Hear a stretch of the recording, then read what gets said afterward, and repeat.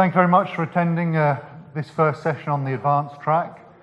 As we see there, the topic title is Writing a Wireshark Dissector, and I'm demonstrating 3 ways to eat the bytes that you might find on the wire.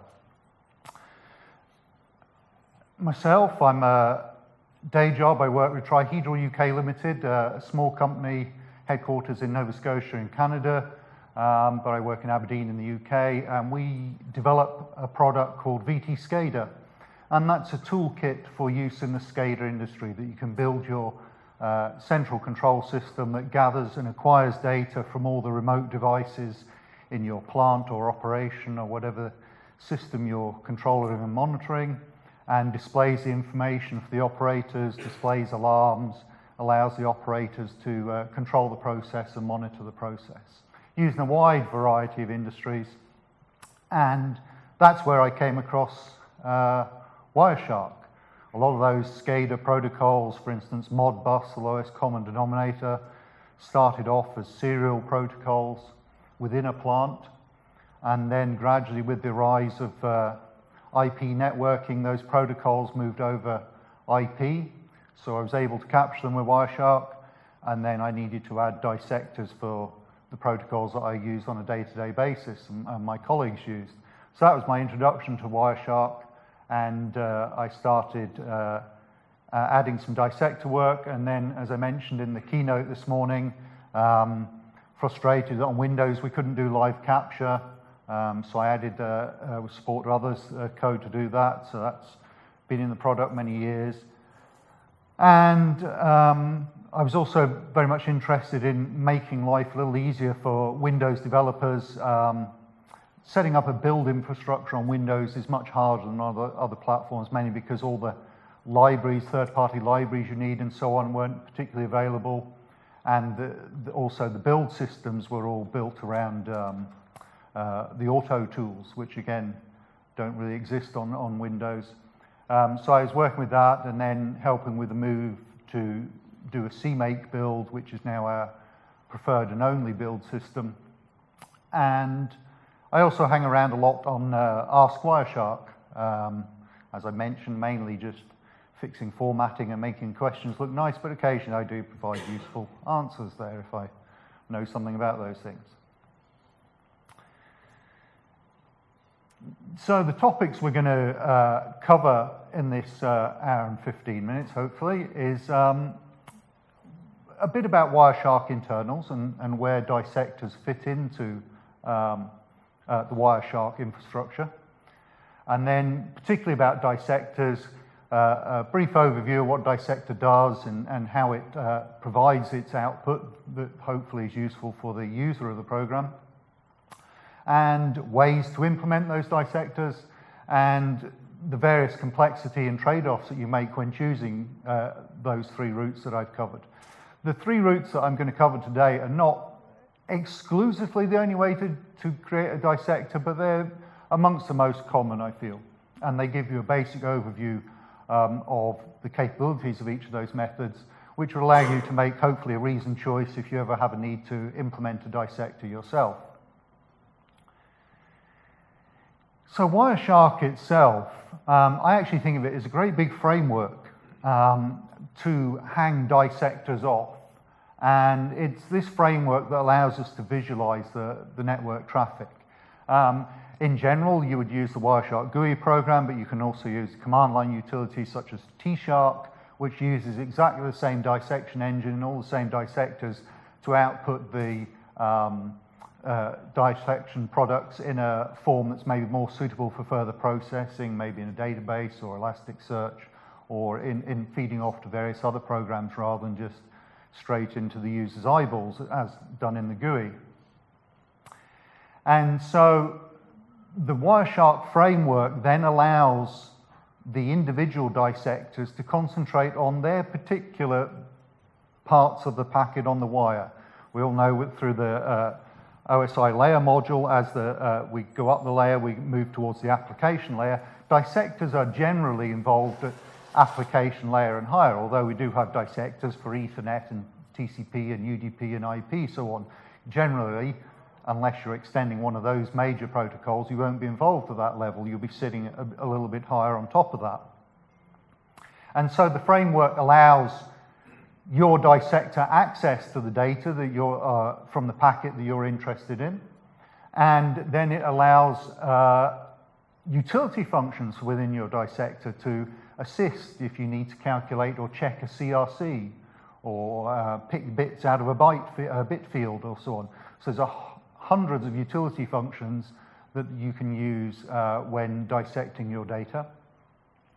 And then finally, and probably the most important part, that the framework allows you to output the products of your dissection into the GUI or into the T-Shark output. From a dissector writer's point of view, there's no distinction. You're just providing your output. It doesn't matter whether it's going to be shown graphically or if it's going to be output on the command line. So again, the framework insulates a dissector writer from all that. You don't need to know about file formats. You don't need to know about other layers such as UDP or TCP generally. You don't need to know about those. And you don't need to know about how the output is done. You just format it up in your dissector and the rest of the infrastructure will take care of that for you. So dissectors, again, I'm talking about mainly sort of application level dissectors. Generally, dissectors have to register their interest. So there'll be a stack of dissectors beneath you, Ethernet, IP, TCP, and then yourself. So you register with the protocol just below you in the stack, depending on your view of the stack, up or down.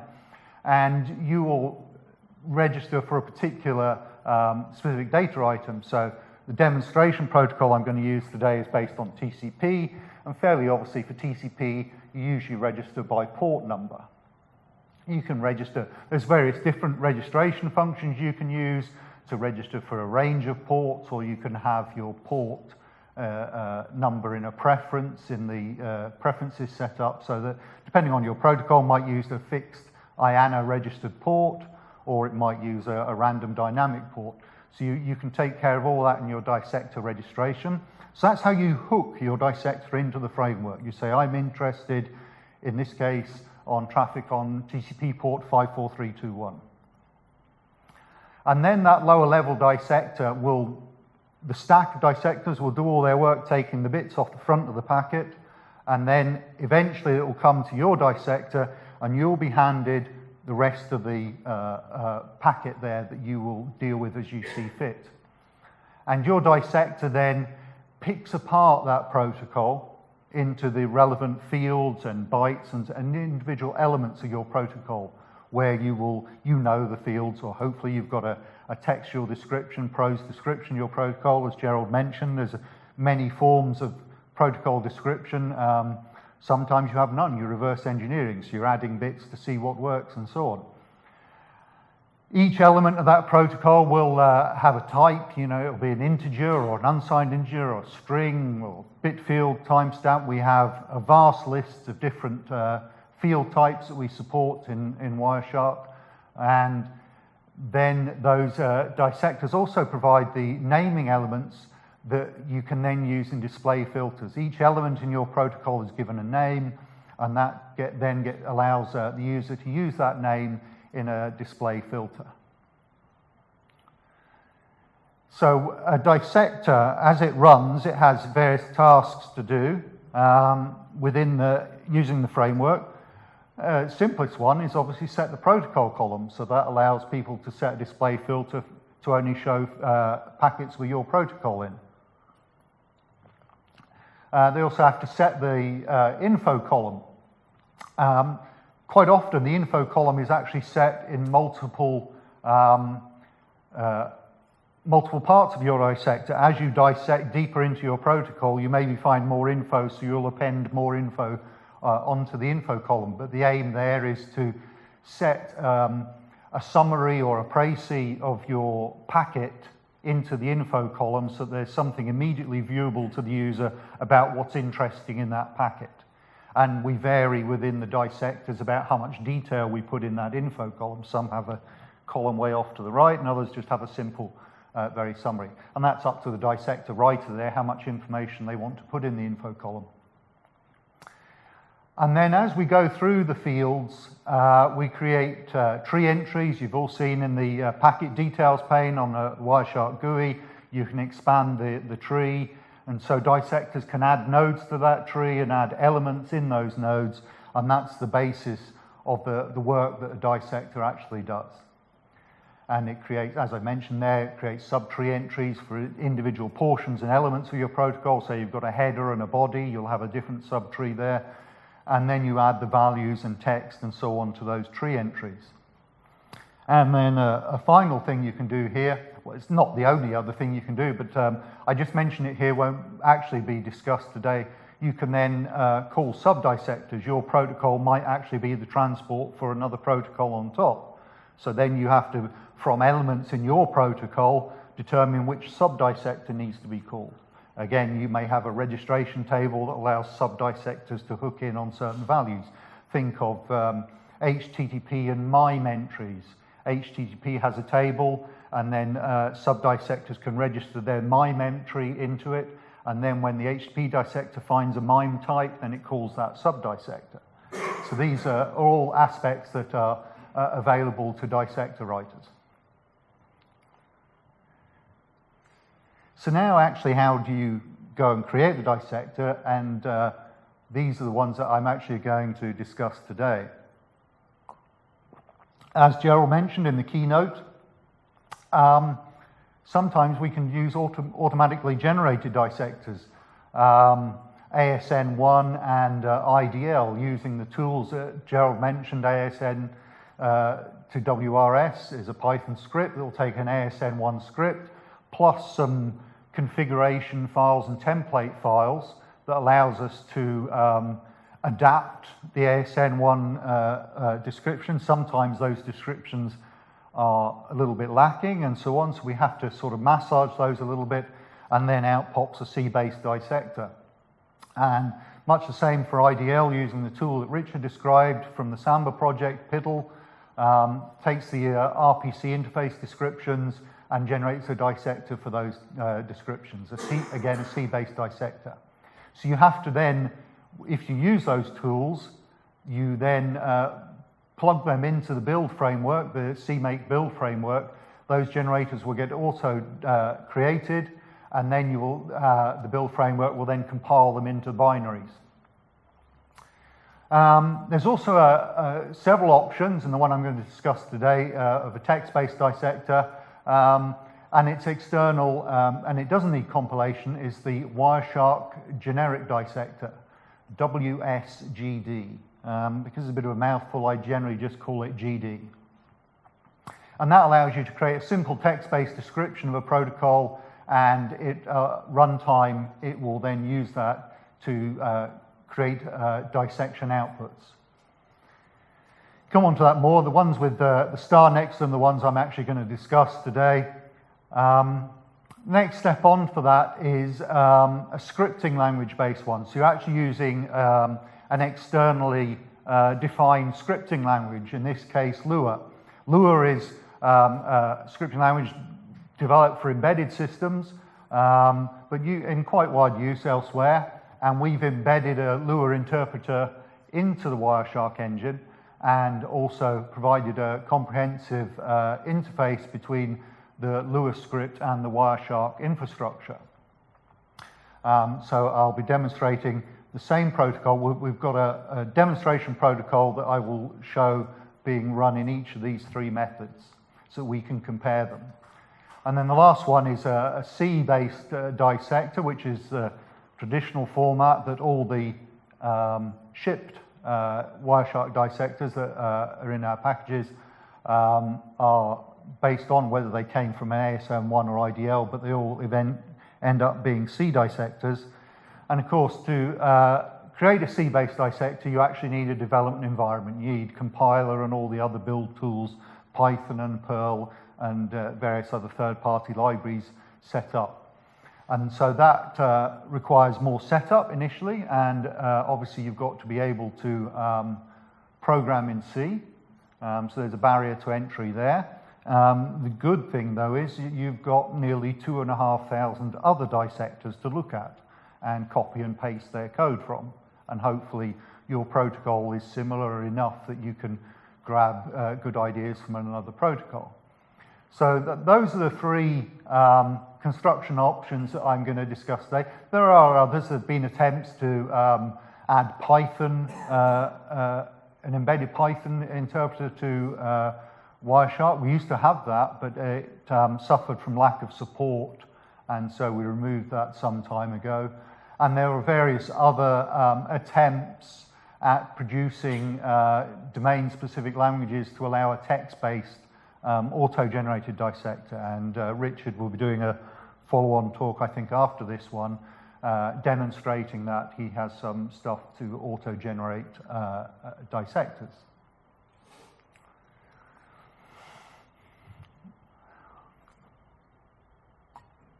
Any questions so far? There will be a space at the end for hopefully for questions, but just feel free to hold your hand up if you have any queries.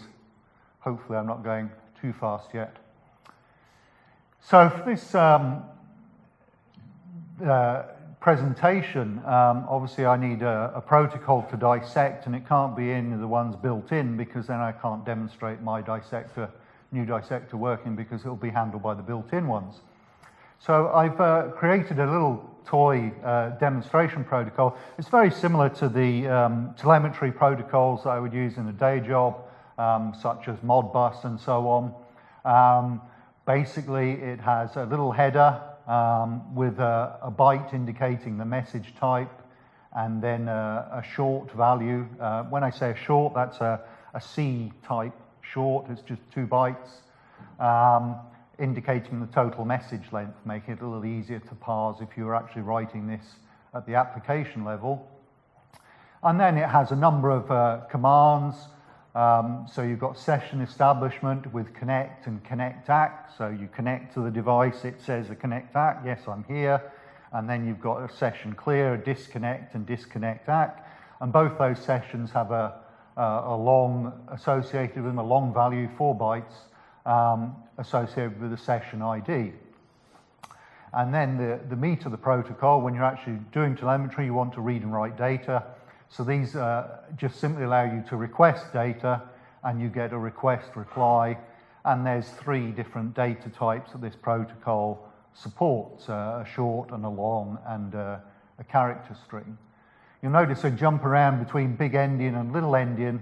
That's done on purpose. Normally you wouldn't try and do that in a protocol, but I'm just using that to demonstrate within the protocols how you manage big endian and little endian in your dissector code.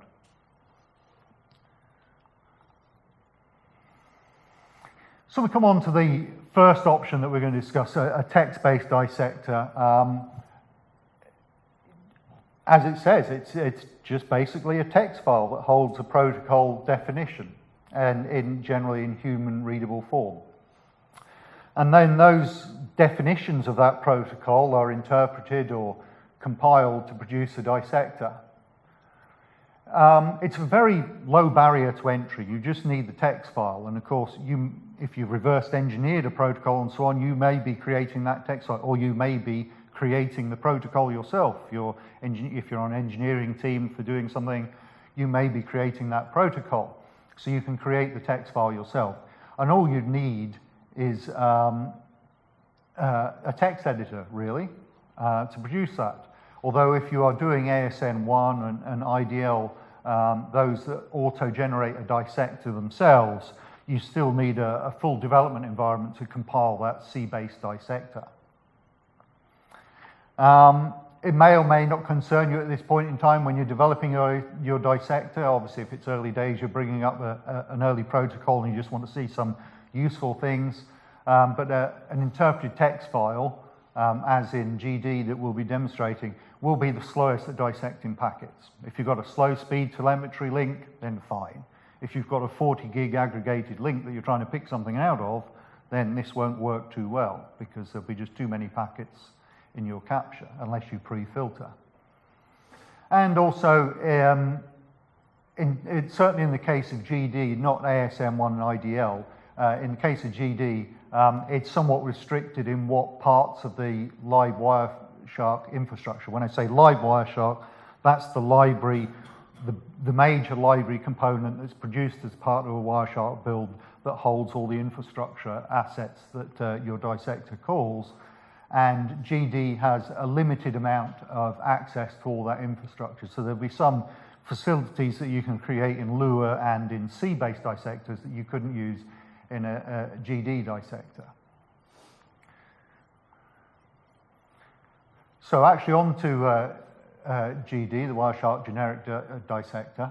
It's actually an external project created by Olivier Aveline from France, and that's the URL for his website, where you can download the dissector and look at the documentation. And as I've been mentioning, it allows you to create a dissector for a protocol just based on a text description. It's available for Windows and Linux as a Wireshark plugin. And as mentioned, has some limitations, but it's relatively simple to use. And you don't need a full development environment. You just need a text editor and your copy of Wireshark or T-Shark. And you can plug all those in.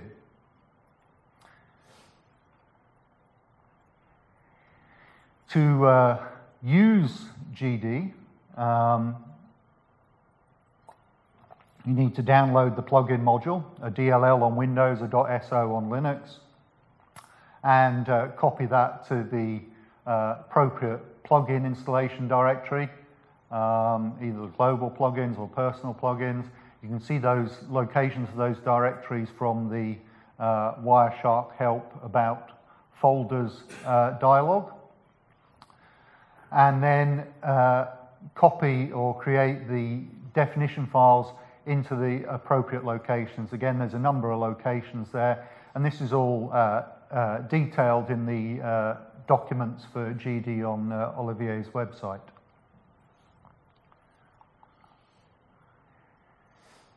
And now we actually get into it. We'll look at some code. Always, it's a little awkward on a presentation trying to look at code, so I've got my editor bunged up to large size fonts, and we'll be able to look at it in there. And so we have the first file for a GD-based dissector with a suffix .wsgd, and that describes the top-level details of the protocol to be discussed. So I shall just now fire up the editor.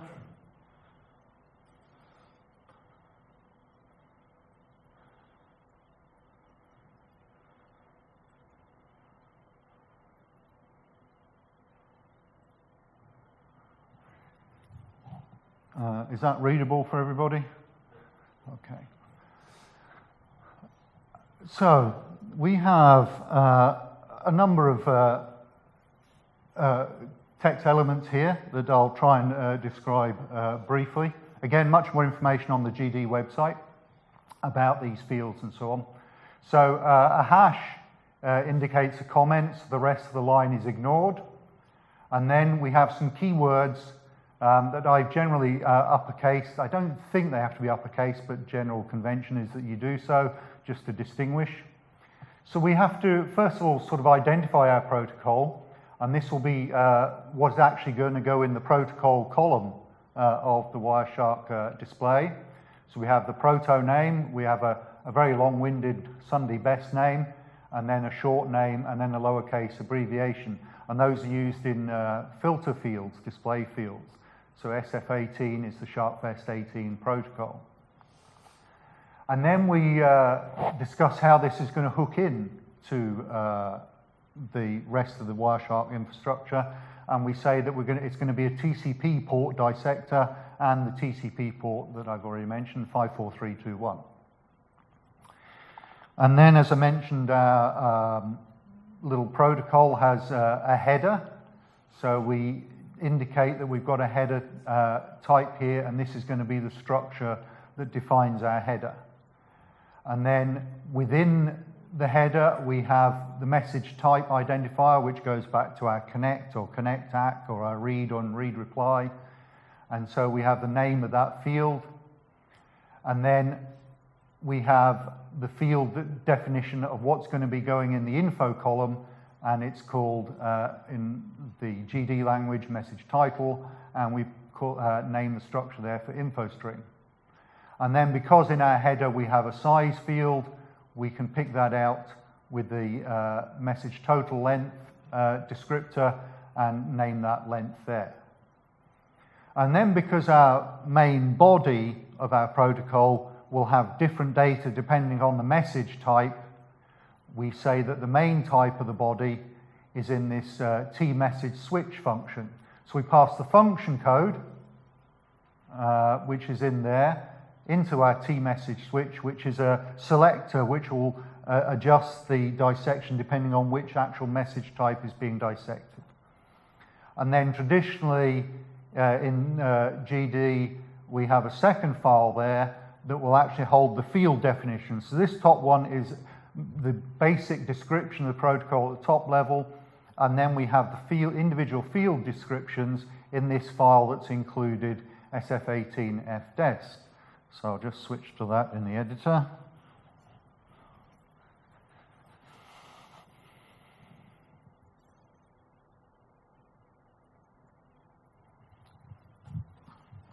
So, again, a little comment at the top naming what the file's for, just for human readable assistance. And then we have, this is the first structure that we get introduced in GD. And so it's an enum8 structure. So that tells us that this structure will be an 8-bit value. So this is our function code, the T-type message, as I've called it there. And then in here, we enumerate the function codes that we're going to see. So the first function code, the connect, is a value of 20. And then a convenience factor in GD, if the next message just follows on is an increment of +1, you don't actually need to type 21 there, you can just put a dash and it will auto fill in the numbers. So if you had a lot of consecutive function codes, you just define the first one and dash all the subsequent ones. Because I've been awkward and have a discontinuous break between the function codes, I have to redefine those ones there. So we've got our request data, 40, and reply 41, and disconnect 60 and disconnect act 61. So that's defining those values for the function code. And then we define the header, the structure of the header, and now we see where I have to take care of the byte order, so that the ordering of various other things is correct. So as I mentioned in the protocol description, the length was big endian. So we set the byte order to be big endian. We say at the start of the header we have a function code which is of T-type message, which is our enumeration here. So that tells us it's an enum8, an 8-bit single byte function code. And then we have a uint16, very similar to a C-type, an unsigned integer 16 bits long of the length. And then we have a GD utility here. We want to hide this so it won't appear in the packet details, and it's a variable string length thing, and this assigns into our info string, which is going to map onto our info column, the result of this print function. And print is very much like a C-style printf function. So we have a format specifier, %s is print the string, and we're putting the function value, which is our message type. And GD goes through all the clever things, and it will take the value will be 20, say on a connect, the value will be 20, and it will convert that to the name of the function, connect. So actually in the info column, you will see connect, rather than just a raw value of 20. So as I commented there, it's actually a type conversion from an integer, an 8-bit value, into the corresponding string. And then, because the rest of the protocol is little endian, we switch the byte order for everything that subsequently follows that. So a little bit of a scroll up now.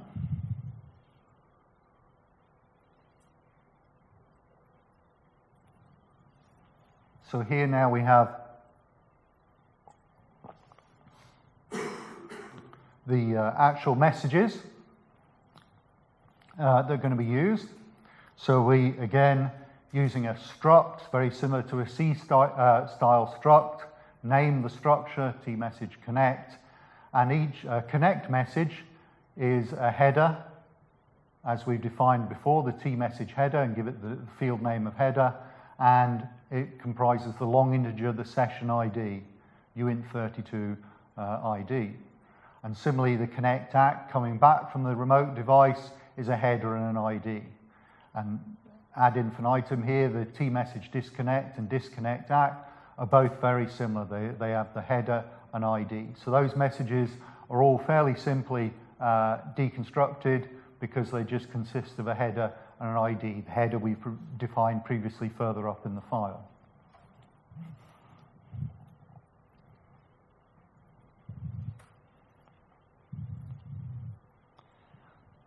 So now we come to the more complicated, only a little more complicated message in this protocol. This is now the data bearing message. So we have three types of data, a short, a long, and a string. So we need to indicate which type of data we're going to read. So there's an enumeration, an 8-bit enumeration of the data type or the data ID. And we give them names, read short, read long, read string, and their enumeration values. I could have used the dash as well there. I've explicitly enumerated those. And then we have a definition of the request data message. So this is the master station, as it were, requesting data from the remote device. And that just has a header and then a data ID value, which is indicating which type of data to read. Then we get on to the reply, and now this has to be a little bit more complicated in the reply because we now need to change our reply depending on what data type is coming back. So we have the header and we have the data type, and then we have a switch statement. So within our structure, the switch statement allows us to choose one of these options, and this switch depends upon the data ID value, which is the data type. So depending on the data ID of 0, 1, or 2, we pick the 0th, 1th, or 2nd element. And we can see here we're actually reading, giving it a name, and we're reading a uint16 type for a short, or a uint32, a 32-bit type for a long, or we're reading string 15 for 15 bytes of character data. And we give these field names here that would be used in the display filters and so on subsequently. So that switch structure there allows us to vary the contents of the message as indicated by the data type.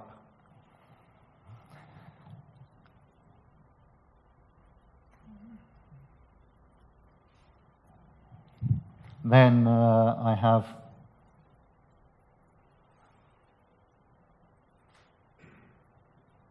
a little bit of a boilerplate there.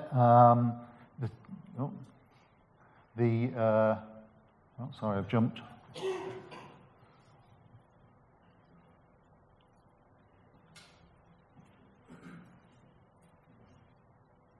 Okay, so the T message unknown is a little bit of safety in this dissector. If you had engineers developing the protocol and you were developing the dissector and one or other may get out of step, if we get a data type that was unknown, the engineers added in a data type 4 that we didn't know anything about yet, we wouldn't be able to dissect that. So allow us to continue on and still make some sense of it. What we do is use a facility here in GD called raw, and star means there's no limit to the number of bytes. So basically, we're reading just the rest of the data as raw bytes. We don't know what to do with it, so we'll just put it in the tree as raw bytes. And then we have this last structure here, which indicates that we're going to pull all these different types of messages, the connect, connect act, and disconnect, so on, into our main T-type message, which we declared in the previous file. And you can add various comments and so on to these structures. And as I said here, if we just put an empty string there, we get, at the time when I did this, GD produced an extra empty tree structure, which didn't seem to be all that useful, so I found just adding a blank string there suppressed that. And then at the end, so we enumerate our messages that we can handle, and then at the end, we tack on the default. We're going to use the unknown message handler if it's not one of the messages that we're aware of. So that's it. That's the entirety of this little protocol dissector in GD. And now we shall see what happens when we run it.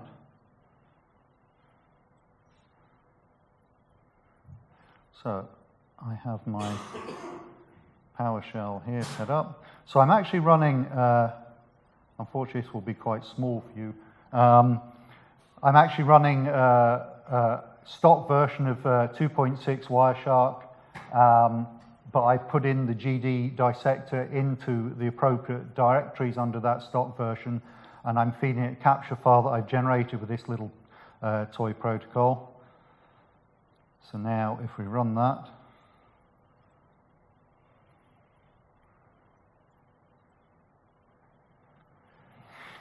so we can initially see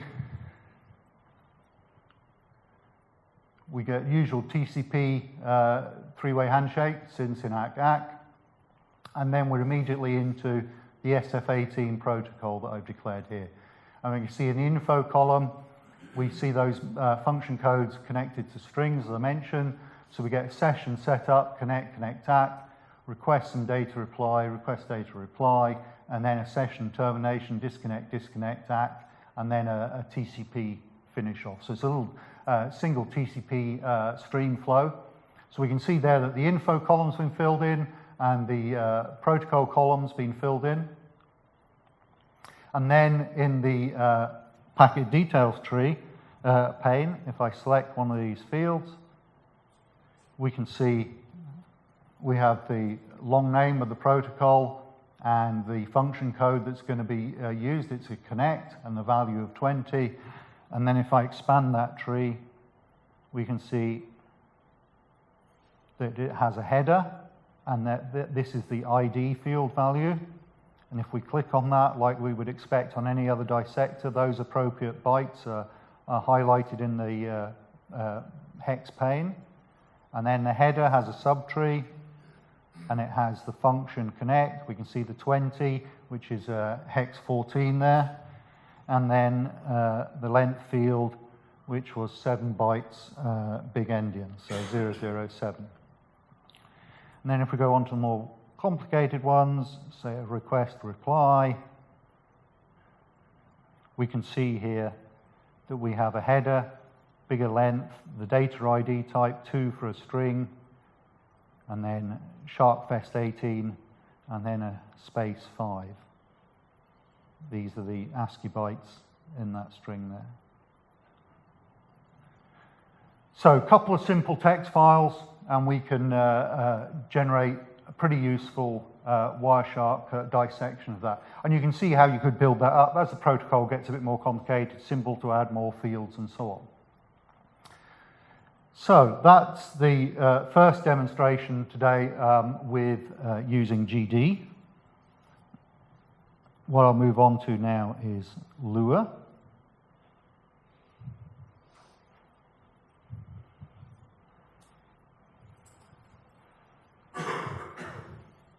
Bear with me while I get the projector back to presentation mode.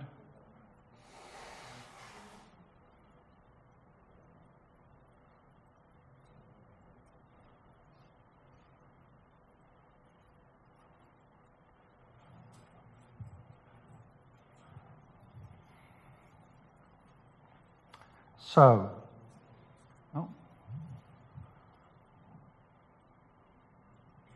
bear with me, I pressed the wrong button.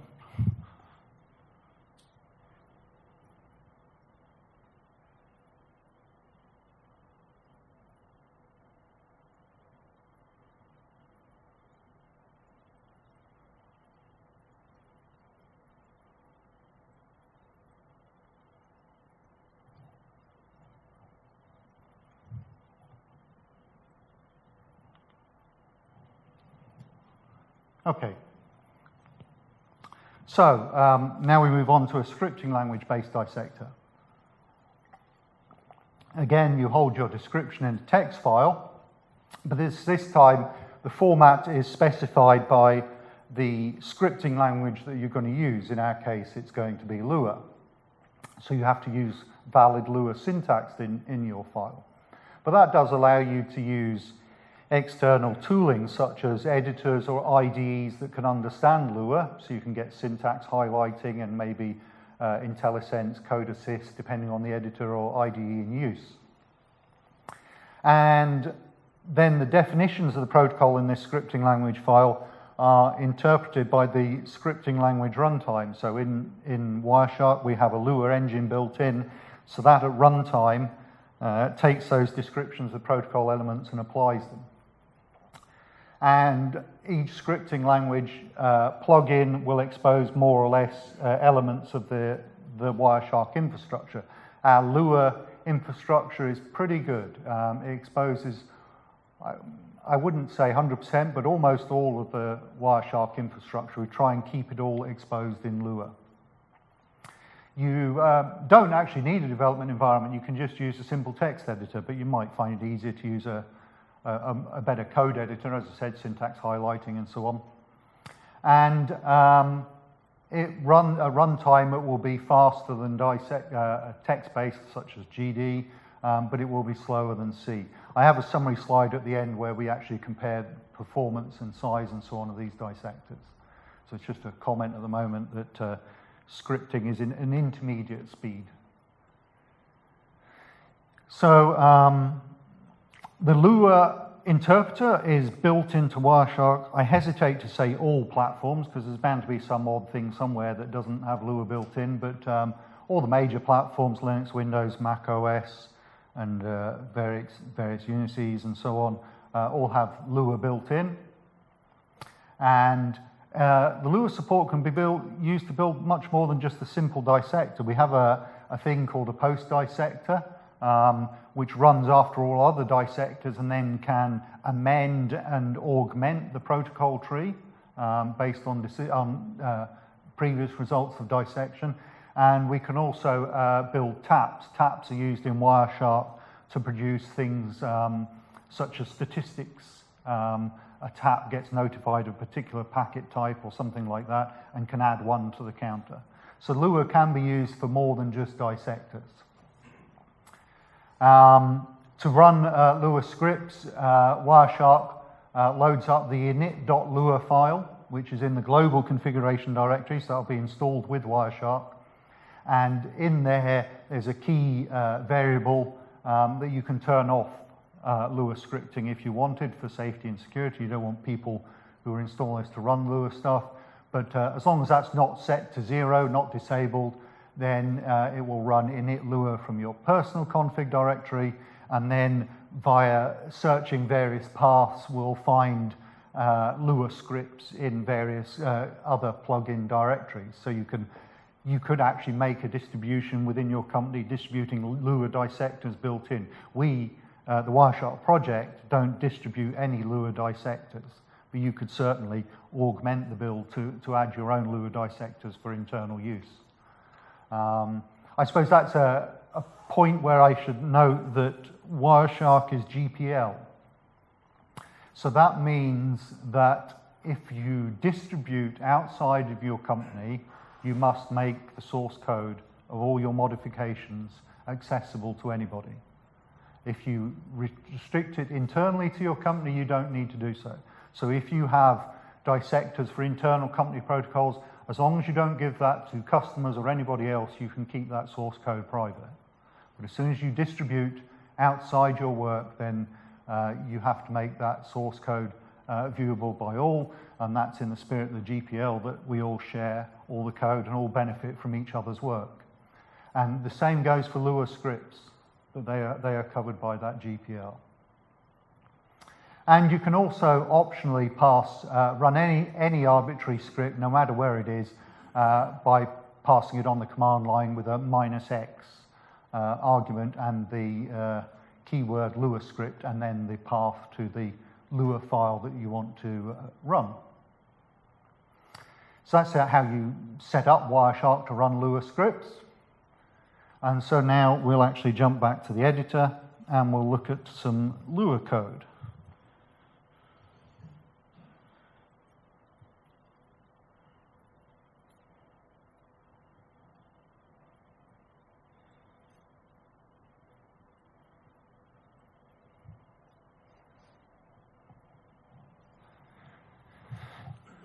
So we can see, I could do that being a little bit bigger, I think.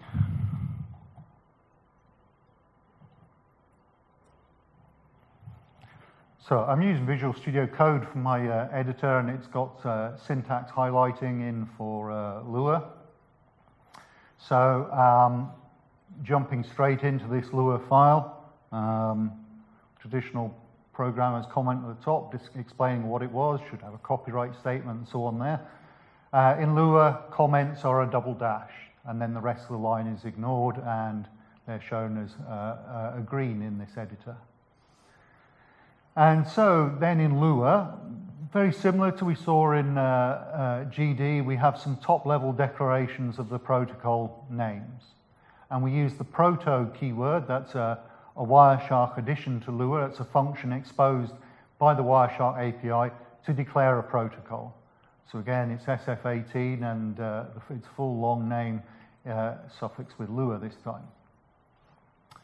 And so we then come on to a fairly common thing in C dissectors, but we didn't see in GD because they do that a different way, where we have what's called value strings.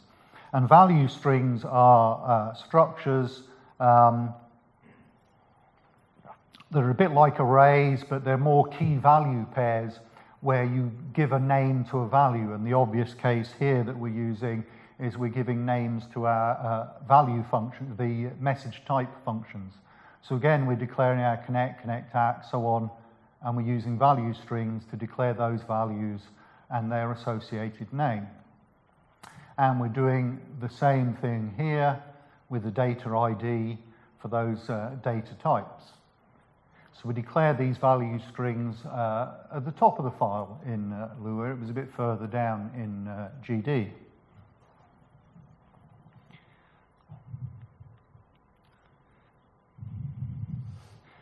So now in Lua, we get to up front declare all the fields that we're going to use in our protocol. And a field declaration. You give it the local variable name that's going to hold this field, and you use the proto field class in Lua and the uint8 type, or 16 or 32. So a proto field is indicating we're going to declare a field, and then you declare the field type with the suffix there. uint8, as I've discussed before, is an unsigned 8-bit integer, so on for 16 and 32s, and then we've got a signed integer 32 there and a string. And then for each of these, we give the display filter name. So this is what you would type in a display filter. I didn't show that on the earlier demo. Hopefully I'll remember to do it this time when I show this protocol running, how we can use those display filters. We give it the full long name of that display filter. And then you'll see this again in the C-based dissector. We state how we want that field to be normally displayed, whether it's in decimal or hex or octal or some other arbitrary display format. And we can optionally add in a value string lookup that we saw declared just earlier. So for the function type, we have the vsfunc value string, which converts the 20 to connect.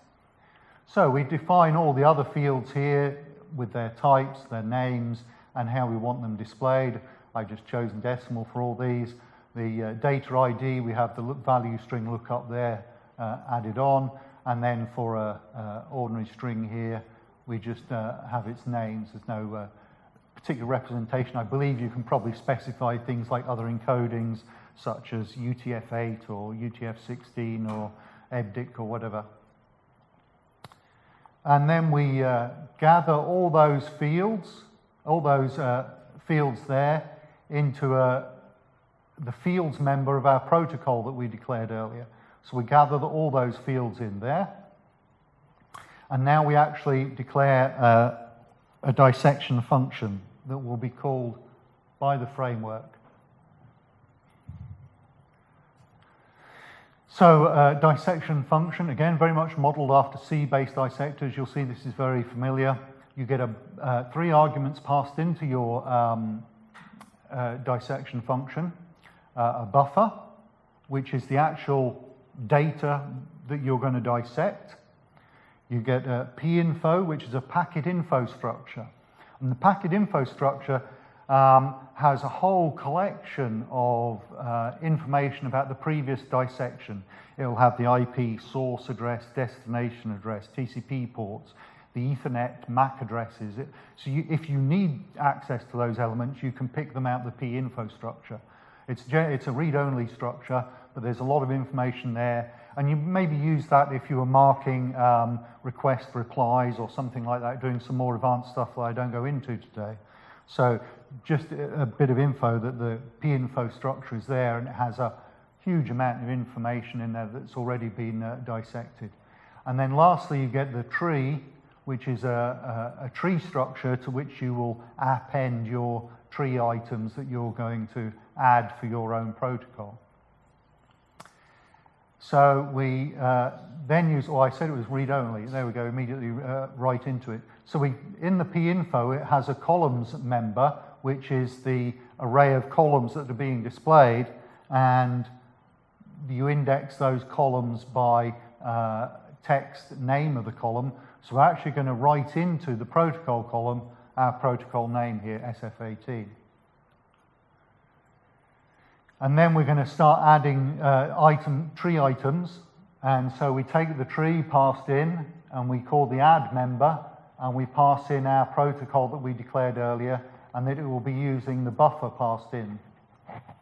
And we set a local variable offset to 0. Somewhat traditional in C-based dissectors, that you have a local variable offset marked to 0, and as you step through the buffer and work along, offset gets incremented to point to where you currently are in the buffer. It's conventional, there's no reason to actually do it that way, but it makes code review much easier because then everybody uses the same convention to do these things. So we declare offset 0, that's we're going to start at the buffer. And so now we're going to add the header tree item. So when we added the protocol to the tree, we saved that result in a local variable t underscore SF18. We usually t underscore for tree type items. And so we create a header tree item by calling add again. And this time, instead of the whole buffer, we're saying the buffer from the current offset, which was 0, so the start of the buffer, and 3 bytes. Our header only has 3 bytes. It has the function code and the 2-byte length field. So we're now associating this tree item with those 3 bytes. So that's when you click on that tree item in the packet details, those 3 bytes then get highlighted in the hex pane, the byte view. So in our header now, we're going to add the function code and the length using offset and the size of those, offset plus 1 and 2 bytes. And then we're also going to extract the function code out into a local variable for use later on. So these ones just add it to the tree. There's no local reference to that function code there. It's just been added to the tree and will be used in display. Here we actually extract it, and we're going to use the uint type to explain how we want to extract that single byte there into the function code that we'll use later on. And now we've read the header, we bump the offset past the 3 bytes of the header.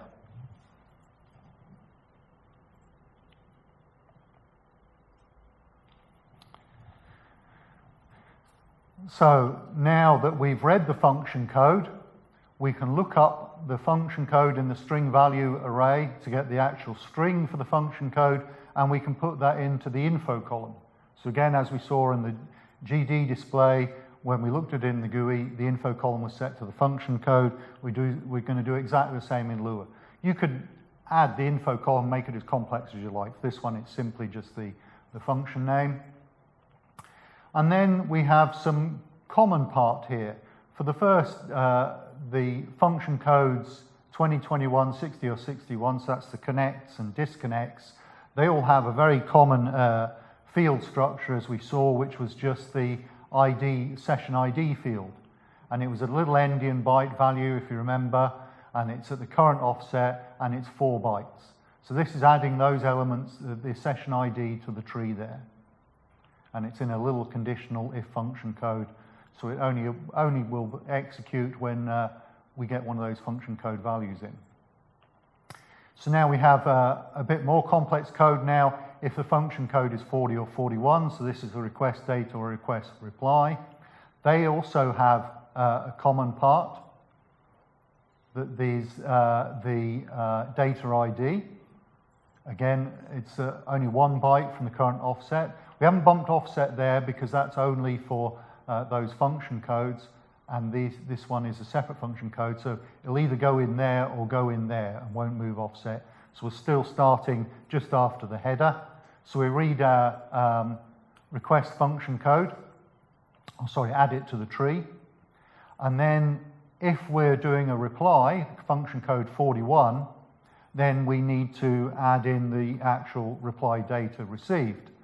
So we read get the data ID now into local variable. Previously we just added it to the tree.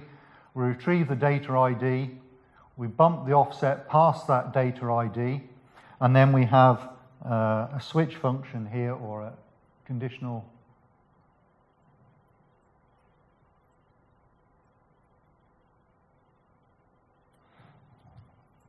So if the data ID is 0, then that's our short data item.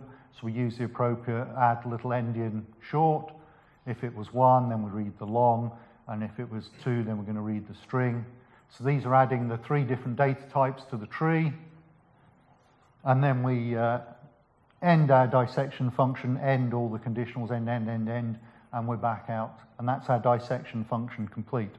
So now we've defined fields, and we've defined a dissection function. Now we have to hook this dissector into the Wireshark infrastructure. So we're going to use a function, sorry, my cursor's just in the way there.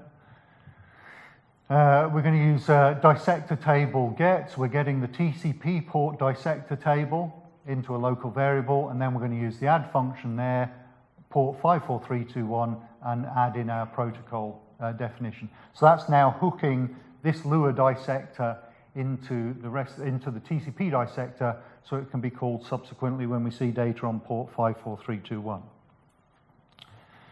So back to, we can now show the Lua one. I'm just passing this script. It's the same capture file as before. Same binary as before, stock 2.6 binary, but I'm passing the Lua script in on the command line. Oh.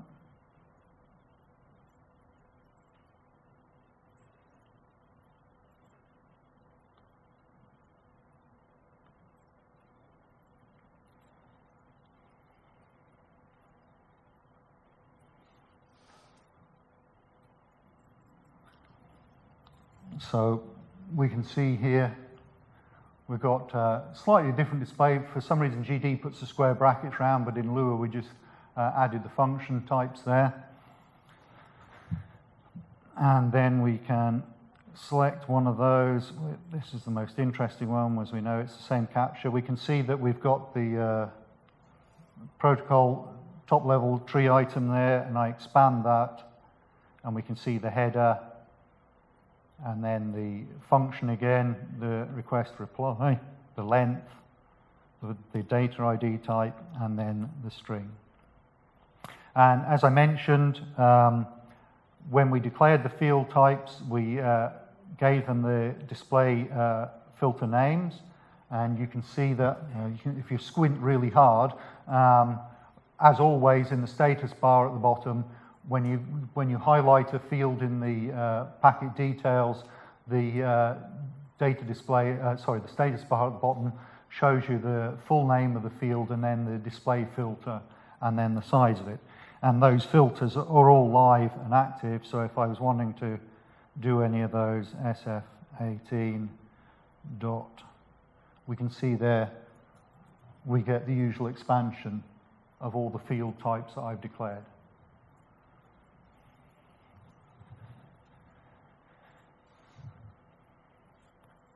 So that's a Lua-based dissector.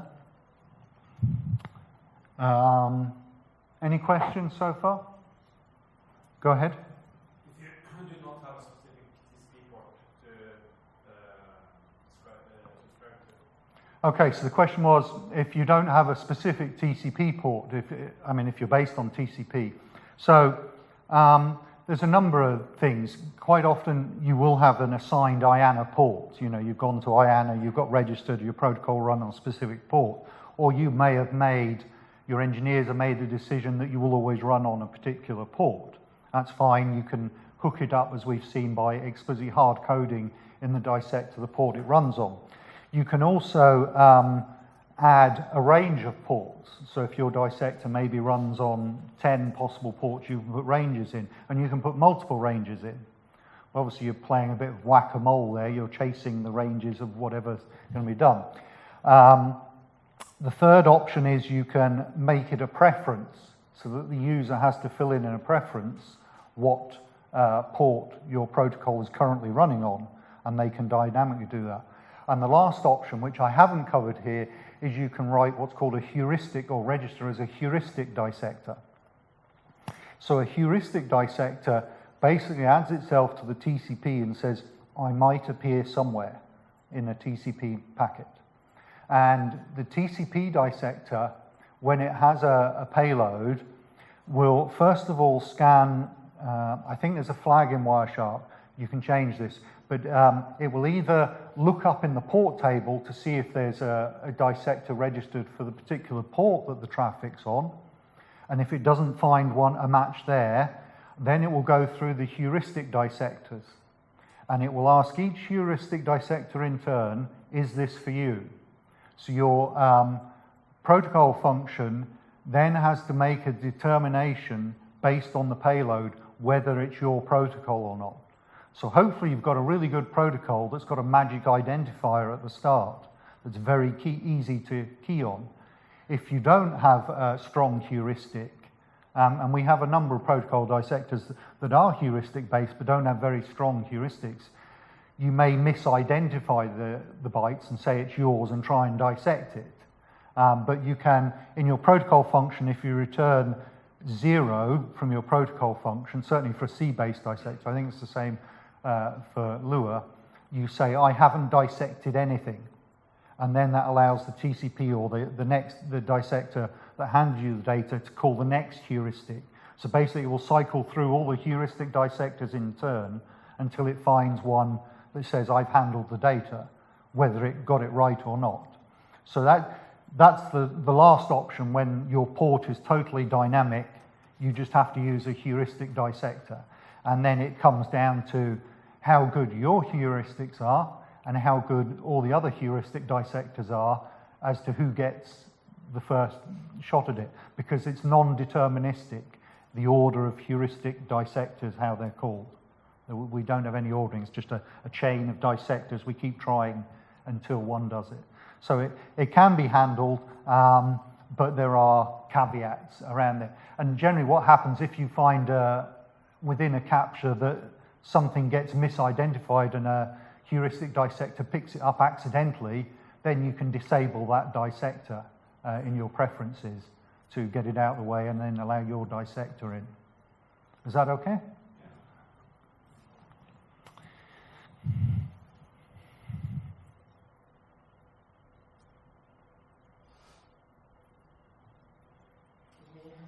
Go ahead. If we compare the two ways, Uh-huh. what about what is your personal preference? I come on to that in a summary slide towards the end. The question was about comparing the two ways that we've seen.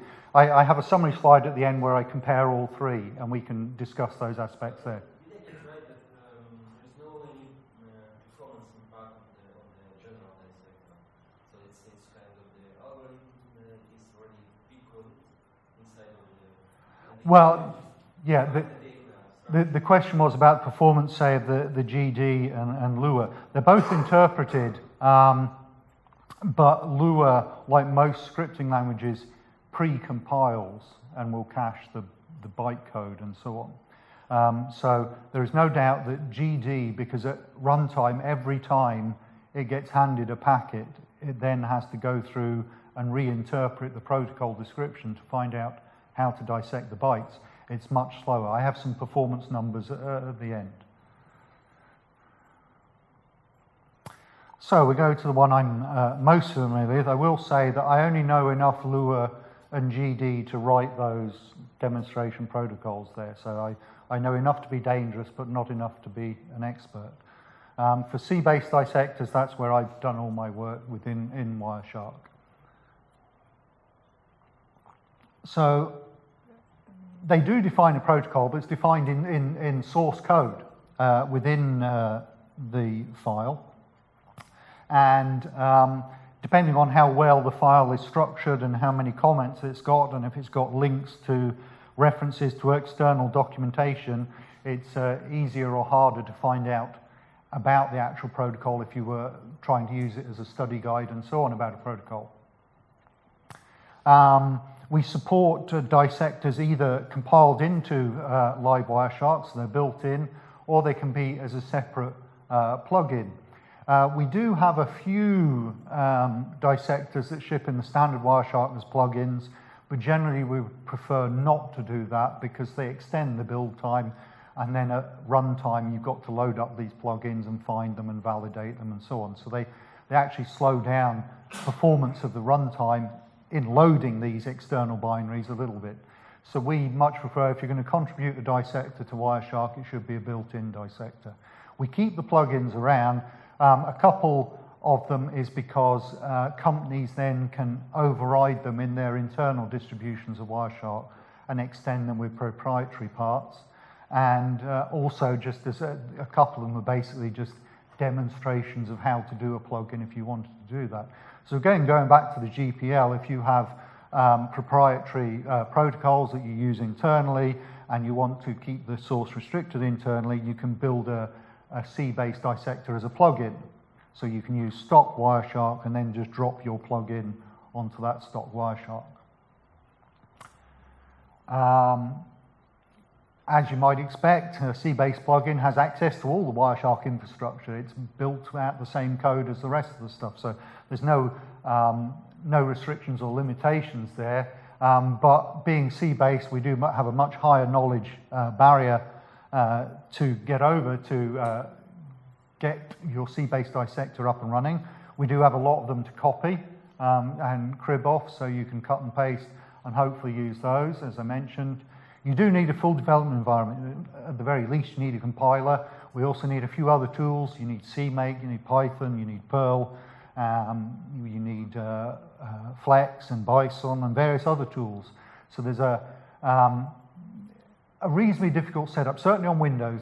We have a very good Wireshark developer's guide that has a step-by-step guide to setting up the development environment. Certainly on Windows, one tip I would say is have your development environment in a VM. Certainly if you're a developer, as I am in my day job, I don't want the Wireshark build infrastructure interfering with the stuff I develop during the day. Put it in a VM, it's all isolated, and then I can take that VM when I get a new laptop onto the next one. So put it in a VM, isolate, and you can easily take backups and so on. But the developer's guide, step-by-step guide, certainly on Windows, to setting up your development environment. If you follow those steps, you will get a working environment. If you deviate by one fraction, then things will break somewhere, and there will be a bit of head scratching to find out. But certainly, developer's guide. We also have a fair amount of other documentation in the source code repository, in the docs directory. There's a number of text files explaining various aspects of the Wireshark infrastructure. And we also have a readme.developer, which is general coding guidelines. Again, more if you're going to submit the code back to us. We have some conventions on coding style and the way we do things. And by reading that, you will get your new dissector added much more quickly to Wireshark. you put your source file in the place where all the other C-based dissectors live in the directory EPAN dissectors. I use Windows / there, / if you're on other platforms. And then a little bit of an old comment there. Actually, I should have updated that because we've got rid of the old makefile stuff. So now it's just in cmakelist.txt. We're totally CMake based for build now. So there's a cmakelist.txt, and you can search in there. There's a place where you can add your dissector source file as an item to be compiled.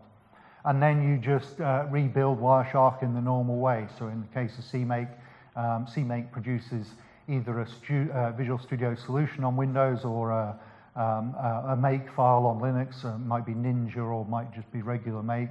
So you just run your make or MS build or whatever the way, and your compiler will be, your dissector will be compiled in. Then of course you have to fix all your syntax errors and fix everything until it all compiles cleanly. Then you'll have a Wireshark binary with your dissector built in. Then you can start loading up your capture files, finding you haven't dissected it properly, and then you go back to edit, compile, and so on.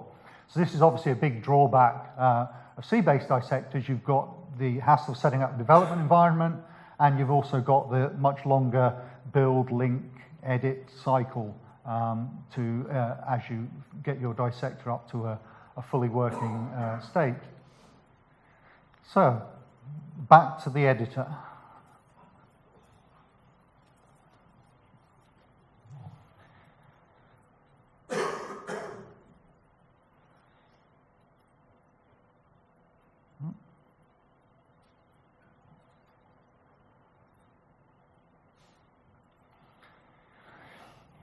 Okay, we start off typical C-based dissector. We use a bit of a boilerplate. I've actually got the old license there. We use an abbreviated license reference. But again, if you're submitting a dissector to Wireshark, we would expect you would have the standard headers. Just follow any other dissector to see what's there. So, as usual in a C program, we're going to start pulling in other header files that define functions and so on that we're going to use. And these are about the minimal you can get away with in a Wireshark dissector. Config.h brings in some preference items and so on. glib.h, we rely heavily on glib as a support library for all sorts of things. And the last one is the epan packet.h, which is the header for dissector-specific functions. Sometimes get asked what epan means. That's the name of the major library in Wireshark. It's very old. It was the Ethereal Packet Analyzer. So it was an abbreviation way back in the distant past, and we've never renamed it. It just sits there as epan. So epan has a lot of utilities for doing dissection, and then below that, the dissectors sit themselves. Typical C programming, so we declare some defines. I will note that all the built-in dissectors are all C, C99. We do not use C++ for dissectors. So it's only C. And C99 for our cross-platform support. Certainly in the new version that's going to be coming out, whether we call it 2.8 or 3, we've moved to C99 because all our platforms now support C99. So we declare some numbers that we use throughout, and then we have a minimum length definition. Our protocol, we know, has got to have at least 4 bytes. If it's less than that, we're not interested. And that goes on to the question somebody asked earlier about heuristics. This is where you would say, well, if we haven't got 4 bytes, we know it's not for our dissectors, so you could bail out early.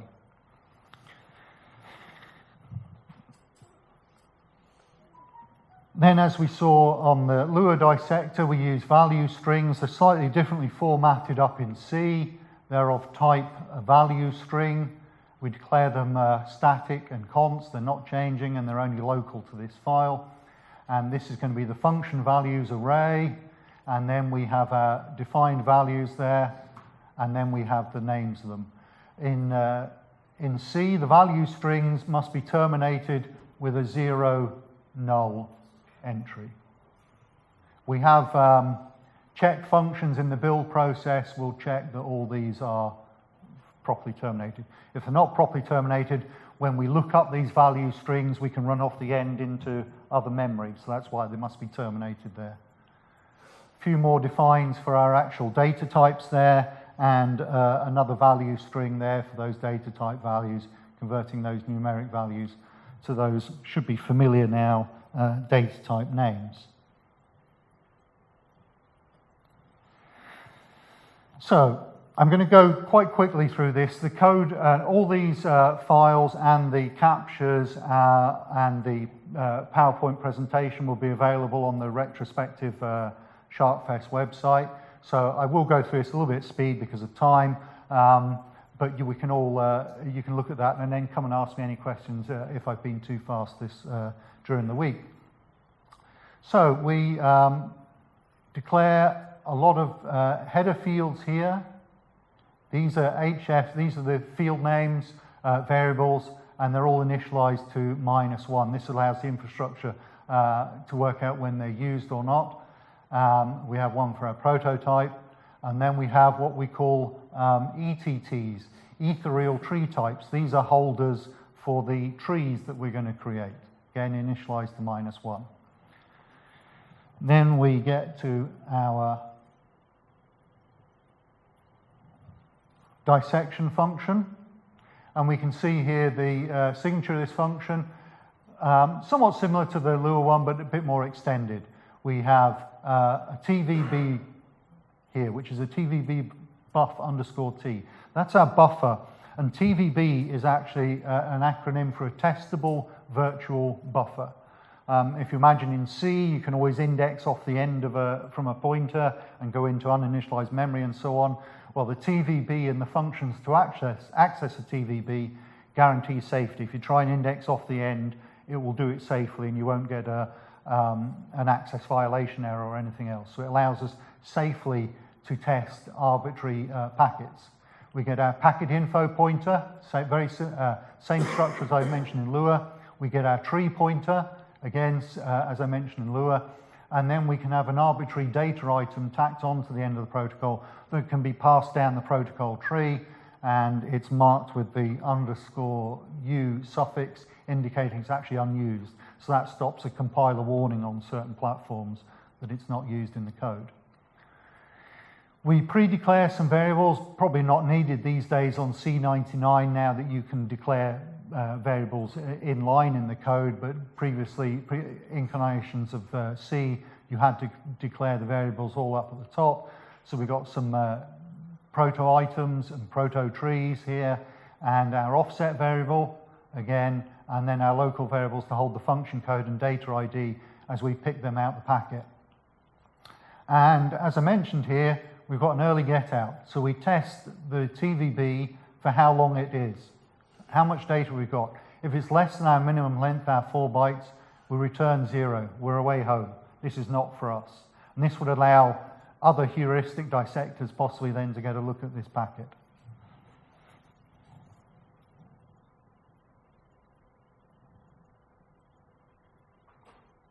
So now we start, oh, sorry there.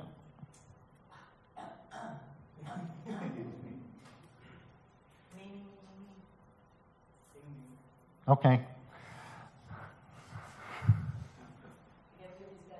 Yeah. Okay, so just quickly speeding through this, unfortunately, because of lack of time. The code is actually going to be very similar to Lua.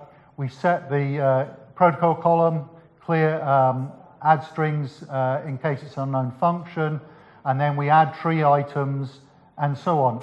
And we use these fields we declared, and we also indicate the length of the fields, offset 0, 3 bytes. So these are very similar to Lua. We're going to add these items along. And then, very similar to we saw before, we're going to switch on the function code and dissect the messages on the function code, we have the 4 common functions, and then for request data and request reply, we dissect those items. And then for the reply, we add the different data types there, read short, read long, read string. Very similar to what we've seen before. Then we find a bit of, then we return actually how much data we read, which allows if there was another PDU in the packet, then that could be dissected by somebody else.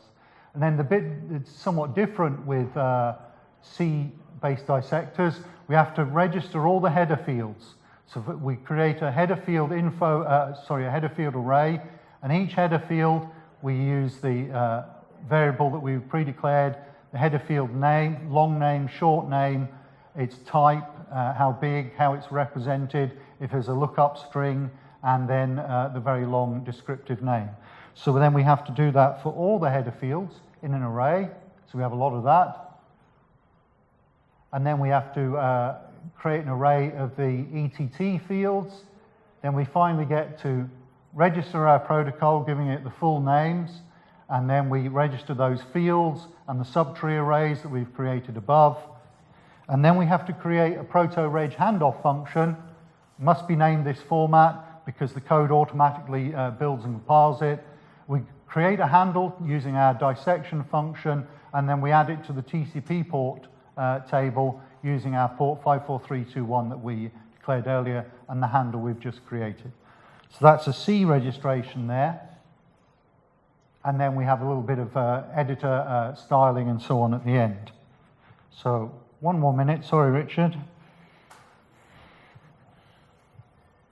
you stay for my talk, or if you come back to my talk, we'll go over some code that's very similar to that. So this is the summary, as I was mentioning there. I won't demonstrate the C-based dissector, but you can take it as read that it does show exactly the same. The displays are almost identical. The only difference was the square brackets in the info column for the GD one. GD and Lua are quick. Edit the file, restart Wireshark. Edit the file, restart Wireshark. Very quick. Facilities are more advanced as you move along the scale. C dissectors are much easier to distribute because you can just build and install a package, an RPM or a Debian package or a Windows installer. And also much easier to contribute back. Comparison of the size of them, GD was 124 lines, Lua 89 lines, C2 79 lines, showing the size of the amount of effort you have to do. For the small capture file we've seen there's no difference in load time. For a big capture file, which is in the archive that you can download, we compare the relative times there. So GD 9 times slower than C, Lua is 2.5 times slower than C. So using C as the benchmark for that big capture file. I suppose to some people 1 million packets is not a big capture file, but that is to me. So sorry about the speed there. There have been other dissector options, and Richard's talk is about exactly that, other ways to generate dissectors. So if you're at all interested in that, stay on that. Sorry about the speed at the end, run out of time. If you have any queries at all, I'll be in the developers den most times. If I'm not, I'm sitting in a session, but you can hopefully find me. Thank you very much.